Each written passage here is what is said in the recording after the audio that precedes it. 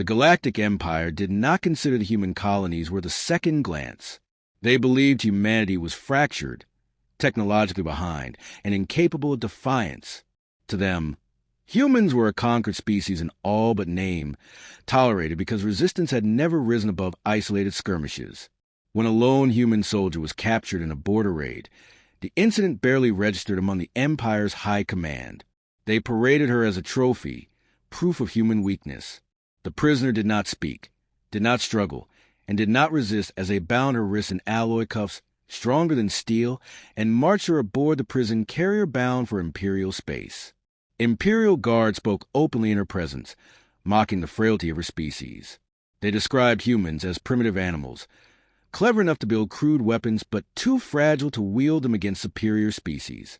The prisoner's eyes, calm and cold, tracked every corridor, every door code, every step of the guards who laughed at her expense.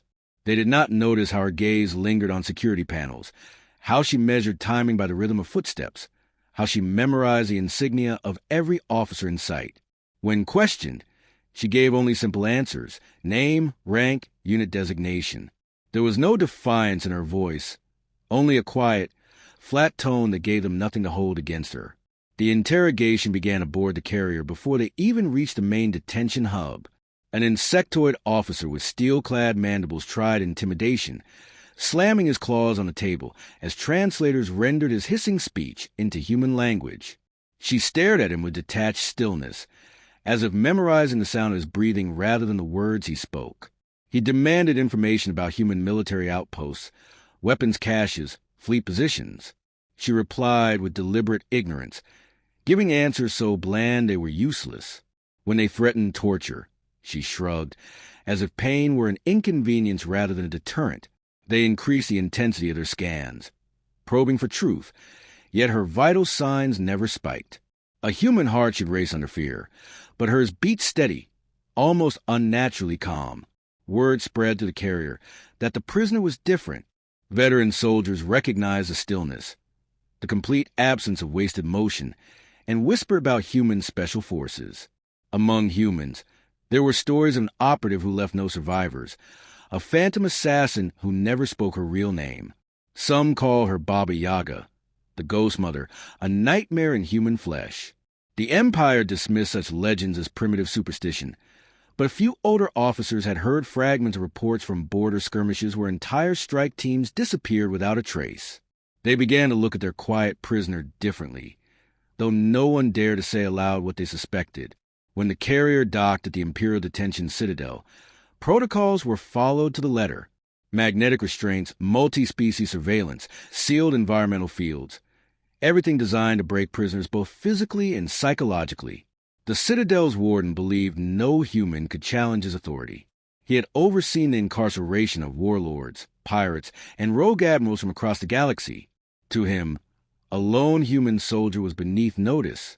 He never looked into her eyes long enough to see that she was studying him as carefully as she studied every hallway, every guard rotation, every entry code spoken aloud by careless voices. Days passed with no progress in interrogation. They used truth serums designed to override alien biochemistry. They bombarded her senses with noise and light meant to induce psychological collapse. Yet she remained composed, speaking rarely, listening always. One interrogator pressed her about past missions, demanding to know why she had been operating alone so far from human colonies. She answered with a faint smile, saying only, "Sometimes it's quieter that way." The remark unsettled him more than threats would have. He checked the monitoring devices afterward and found an unexplained 2-second blackout in the surveillance feed during her session. The tech team swore no system failures had occurred. The Empire grew frustrated. Their data archives revealed nothing about her beyond standard military service records, but those records contained strange omissions. Dates missing, operations unlisted, commendations encrypted. The warden ordered a deep probe, pulling classified files from Imperial intelligence networks. In the process, 2 data analysts vanished from their posts without explanation. Their badges were found in a corridor security sweep, but no footage showed their disappearance. Blame fell on system glitches, though no one could explain how hardened surveillance nodes simply failed. Small incidents accumulated. Guards who mocked the prisoner too loudly found their weapons disabled during routine inspections. Patrol schedules shifted without authorization. The Citadel's environmental controls fluctuated for seconds at a time, as though someone were testing systems under their noses. Yet every time they searched her cell, they found nothing. No tools, no devices, no contraband. She sat on a narrow bench, calm and quiet, watching her captors panic around her. A junior officer, reviewing obscure reports from years prior, found references to a human operative codenamed Yaga. The documents were fragmentary, heavily redacted, but all pointed to missions ending in total enemy losses without traceable cause. The officer tried to warn his superiors that the woman they held matched the profile. He was told to stay silent or face disciplinary action for spreading fear. Empire leaders consider humans strategically irrelevant. No single soldier could threaten a galactic power. Yet the prisoner's demeanor spoke otherwise. In rare moments between interrogations, she closed her eyes as if listening to distant echoes, mapping the sound of engines, memorizing the cadence of security, drones patrolling outside her cell. Every noise was data, every gesture from the guards a clue. She never resisted openly, never raised her voice, never gave them a reason to tighten her restraints beyond their maximum. The Empire thought her passive. She thought them careless.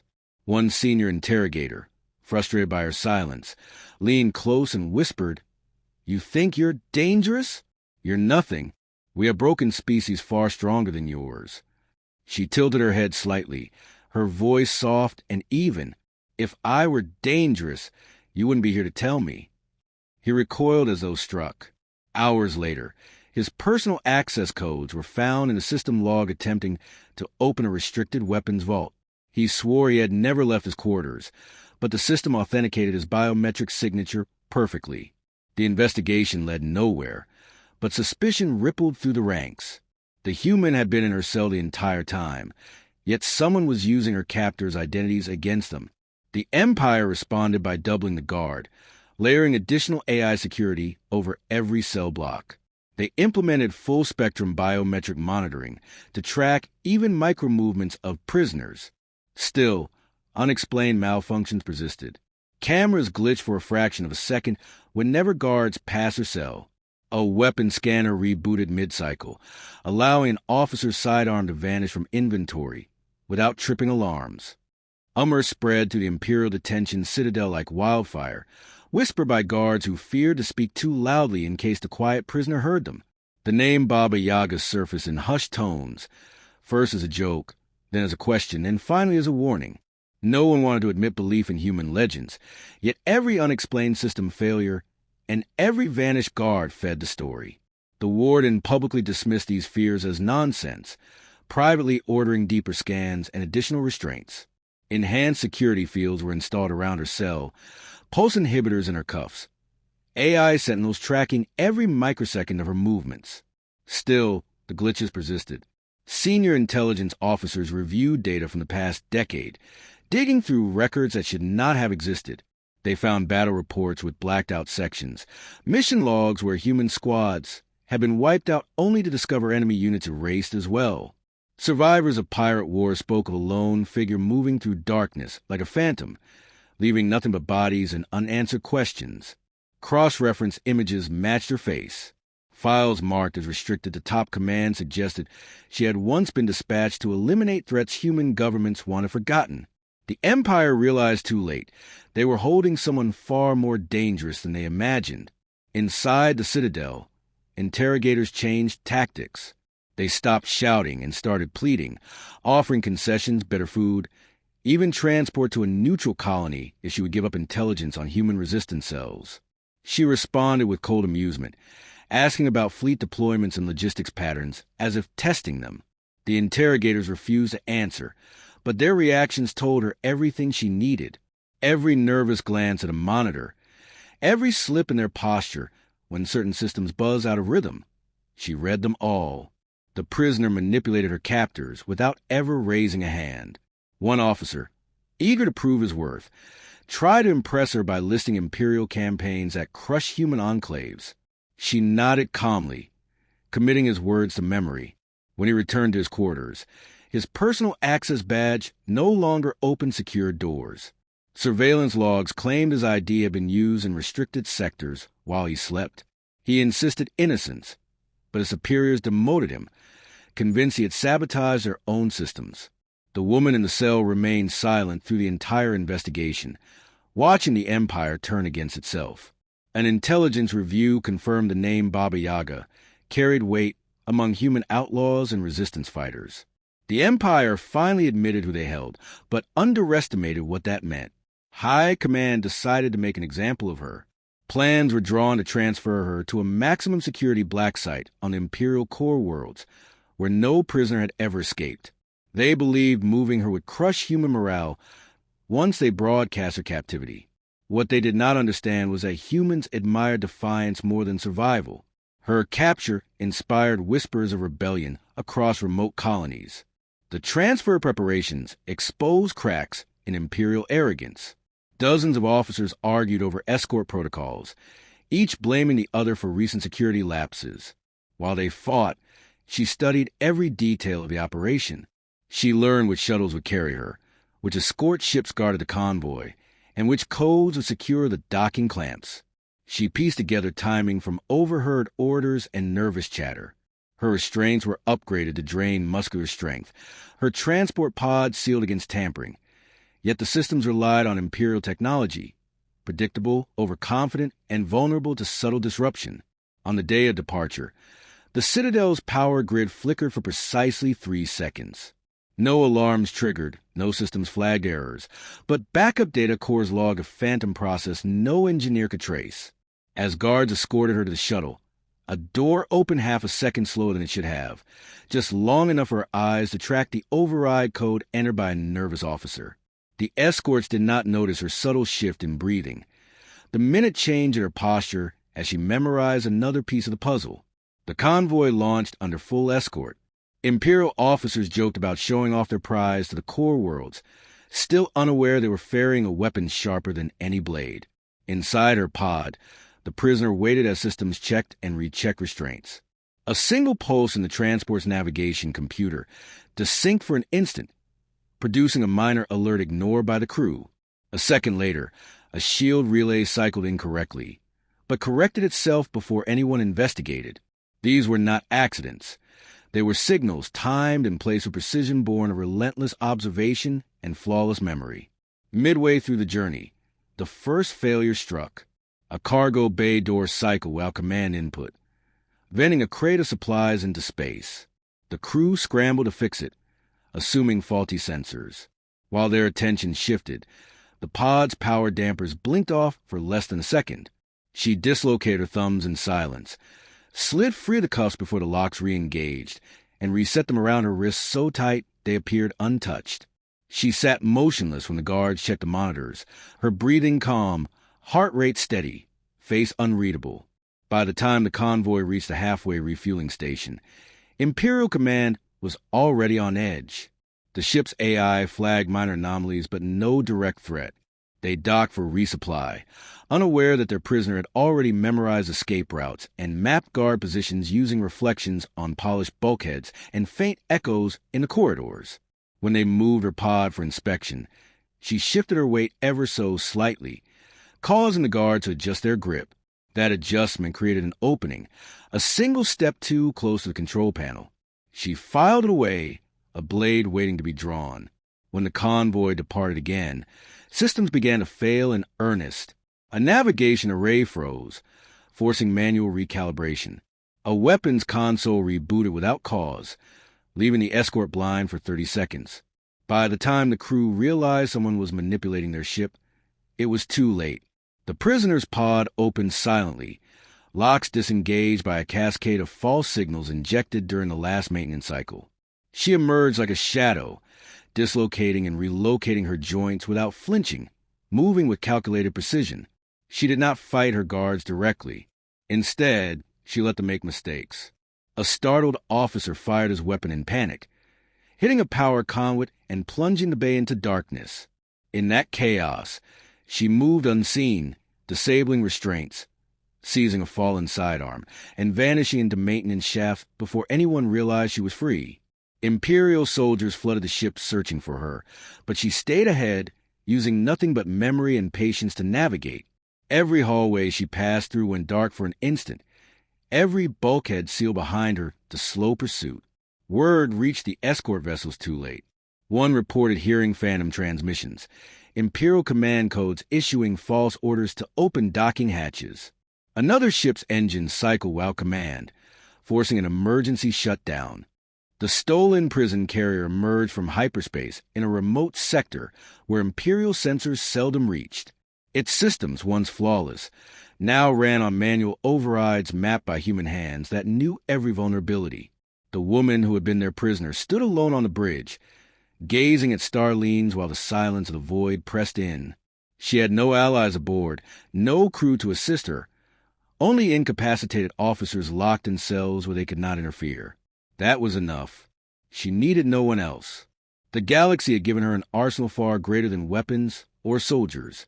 Fear. Imperial fleets scoured the border regions, searching for the ship they had lost. They broadcast threats to human colonies, warning them to surrender information or face annihilation. Yet those same broadcasts revealed their desperation. The great empire, proud and unshaken for centuries, was terrified of a single human. Their arrogance cracked under the weight of her name. Baba Yaga had slipped their grasp, and every officer knew that failure to recapture her would lead to demotion or death. In their panic, they spread stories of her escape wider than any human resistance cell could have managed, turning a rumor into a legend. She used their fear as a weapon. With stolen codes and false transponder signals, the prison carrier docked at supply stations disguised as an automated freighter. She raided stores without firing a shot, slipping away before alarms triggered. Imperial patrols reported seeing ghosts on scanners, phantom ships that vanished into hyperspace corridors too narrow for capital vessels to follow. Each time they chased her, she led them into ambushes of their own making, forcing fleets to collide, fuel depots to burn, commanders to question one another. Her war was not loud. It was surgical, quiet, and merciless. Every strike destroyed trust in Imperial control. As she moved deeper into Imperial space, humans on oppressed colonies began to rise. They sabotaged factories, hacked comm relays, ambushed patrols with crude weapons. None of them had ever met her, but they knew her story. The soldier who could not be contained, the ghost who walked out an Imperial citadel without leaving a trace. They painted her name on walls, whispered it through resistance channels. Baba Yaga had become more than a woman. She was a message. Humans were not prey. Imperial intelligence tried to discredit her. They released fabricated reports claiming she was dead, claiming her escape had been exaggerated, claiming she was an invention of human propaganda. But every time they spoke, another outpost went silent. Another commander disappeared. Another convoy failed to report in. The Empire's own lies collapsed under the weight of their failures. Veterans who had fought humans before recognized the pattern. They warned their superiors that she was not a myth, not an exaggeration. She was real, and she was moving toward the heart of their power. She charted her course to a central command nexus, an orbital fortress where one of the Empire's most feared admirals coordinated campaigns against rebellious species. This admiral had ordered the massacres she remembered, had signed the death warrants of human settlements burned from orbit. Removing him would not just be vengeance. It would send a signal to the galaxy that even the highest Imperial throne could be overturned by human hands. The prison carrier approached the Nexus under false clearance, its engines whisper quiet under her control. Inside, she prepared with the same cold patience she had shown since her capture. The assault was not a battle. It was an execution. She bypassed perimeter sensors, using access keys stolen from the very officers who once guarded her. She vented maintenance tunnels to vacuum, clearing patrol drones without firing a shot. Every defense system she passed became an ally through sabotage. Every automated turret turned inward on Imperial soldiers before they could react. The fortress garrison, trained to fight fleets and armored divisions, had no answer for a single human who moved like a shadow. They expected resistance cells, not a lone ghost tearing through their systems with precision. When she reached the Admiral's command deck, chaos reigned. Officers shouted conflicting orders, fearing an external attack.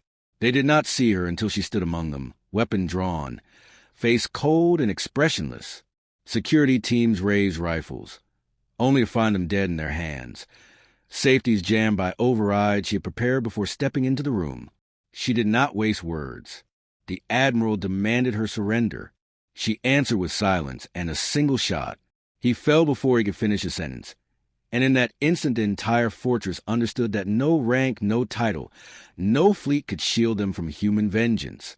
She locked the doors, disabled communications, and broadcast a single message across secure Imperial channels. This is not a warning. This is a promise. The recording carried her voice to every officer who once doubted she existed, to every commander who believed humans were harmless. It carried to distant colonies where human civilians listened in secret, their hearts pounding as they heard proof that someone was fighting for them. The Empire tried to jam the transmission, but it was too late. The name Baba Yaga now traveled faster than any ship. Imperial forces converged on the Nexus, deploying entire fleets to trap her. She did not run. She vanished before they arrived, leaving systems in flames, officers arrested for treason they never committed, and a command chain paralyzed by paranoia. No one knew whose codes to trust, whose orders to follow, whose loyalty remained intact.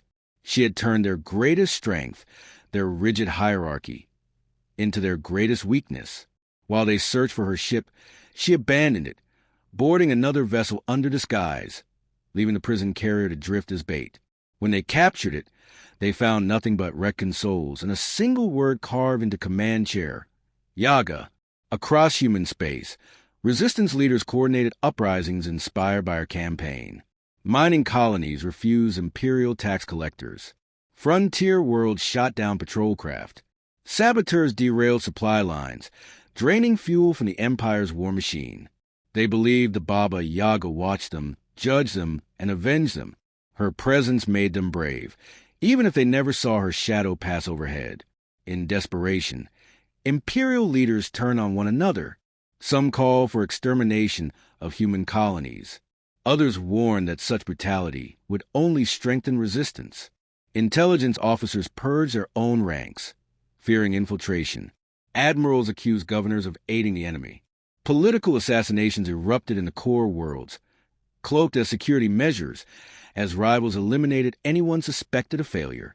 The great Galactic Empire, unchallenged for centuries, began to rot from within because a single human refused to bow.